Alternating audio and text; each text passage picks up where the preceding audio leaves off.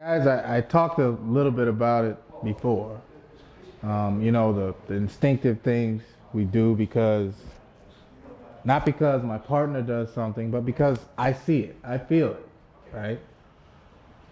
I played baseball. I played it in college. I know John talked about the men's league stuff I did, but I played college baseball. So does that give you sort of an advantage? Yeah, because you understand certain things that are going on. But we're all around it. You guys umpire baseball, be it high school, JUCO, Division One, Division Three, what have you.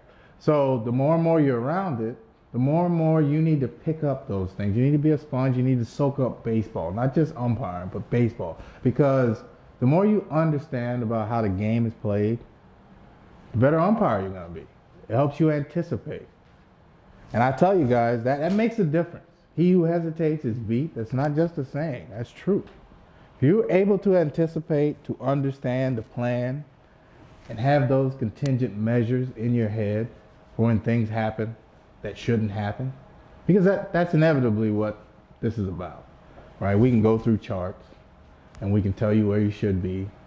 Pretty little things slide, you slide here, you move here.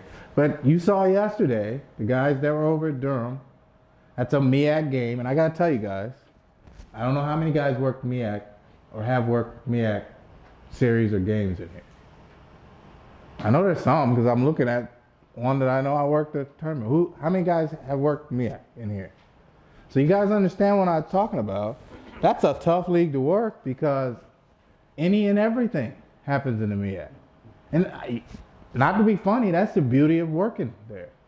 It's when you go on the field, and this is a mentality that I use, right? Whenever I do anything, be it my professional career or my umpiring career, you challenge yourself to be the best you can be. I've always had the philosophy, if anything's worth doing, it's worth me applying myself to the best of my ability. And John says this to me all the time. If there's always people chasing you. Always. There's always somebody else getting better. So if you're not getting better, somebody's going to catch you and pass you. So that goes for me. That went for Darren when he was umpiring.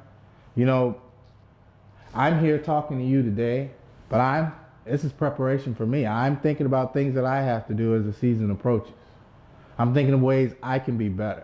As I said before, I've worked 9 MEAC tournaments, and I could rest on those laurels and be lazy, get fat, not think about, any ways that I can improve, and just think that that's what's going to get me not only to another MEAC tournament, to any other tournament, to a super regional, what have you. I could think that that's what's going to get me there. Or you could take the mindset, I need to be better. I need to make sure that I'm still a standout. So how do you do that? You do that by doing what you guys are doing. You come to a camp, you take your time, you come here.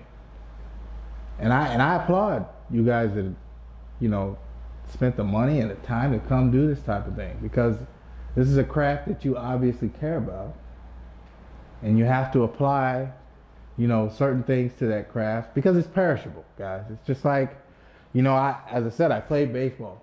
So a lot of the skills involved in playing baseball, they're perishable.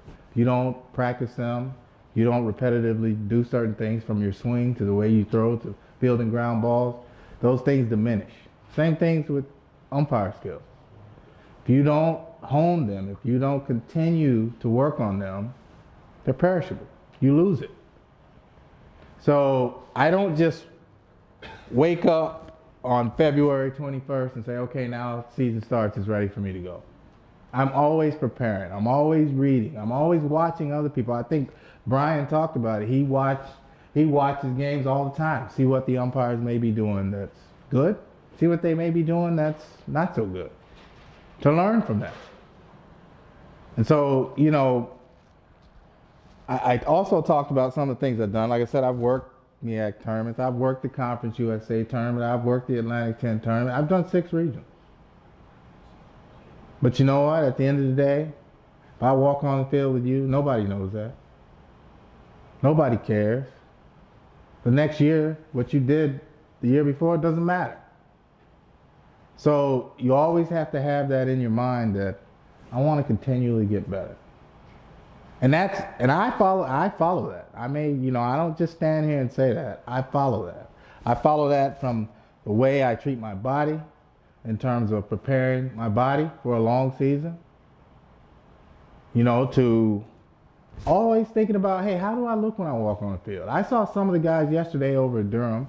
Some of you guys look really good in the uniform.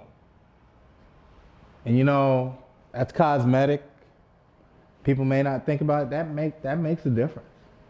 When you walk on a baseball field, if someone doesn't know you, if you look the part, that's half the battle. Now you still have to be able to umpire, but that's half the battle. You walk into a stadium, it matters what you look like. So some of you guys need to always think about that as well. How do I look when I walk on the field? Do I look like I belong there? Do I act like I belong there? I've worked with a lot of guys in here, and from appearance to temperament. Now, I want to talk about temperament a bit. When I first started, I used to be pretty hot-headed and, like John said, immature in ways in terms of dealing with coaches and taking things personally. And I found that doesn't get you very far. Now, coaches aren't your friend. They don't like you. They may respect you, and that's what I strive for. I strive for coaches to respect me and what I do and the work that I do and the effort I put in. Respect is different from like. Never strive to have coaches like you, because at the end of the day, they don't. It doesn't matter. You're a necessary evil. You always should strive for gaining the respect through the work you do. Not whether or not they like you, because that, like I said, it doesn't matter. And the same goes for the partners you work with. Respect is what you want. Whether they like you really doesn't matter. And I'm not saying this jokingly. I don't know if John really likes me or not. I know he respects me as I respect him. At the end of the day, it doesn't matter whether he likes you. And so your temperament matters, and temperament goes a long way when it comes to that. Sure, do coaches need to be handled sternly at times? Yeah. There's ways to do that. I know, and I forget the gentleman's name in Baltimore who talked about verbal judo and how to apply some of those techniques to situations in terms of handling coaches. It's important. It's always important how you deal with the coach, how you answer questions. Be careful not to give too much information. I treat coaches like I treat auditors. If I was being audited from a tax perspective, only give him what he's asking for. Don't give him too much information. So always keep in mind what your temperament is when you walk on the field. And don't be feeble when you're on the field either. Because not only do coaches pick that up, your partners know that. And a feeble umpire, you show me a feeble umpire and I'll show you a bad umpire. So you can't be feeble, you need to be kind. And I'll tell you something, what goes a long way in terms of not being feeble and not being scared is knowing what you're doing.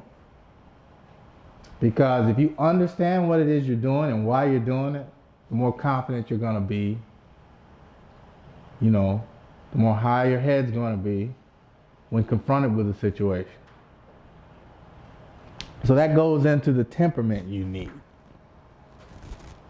to advance. Now, in terms of advancement, again, is it important for people such as John and Darren to like you?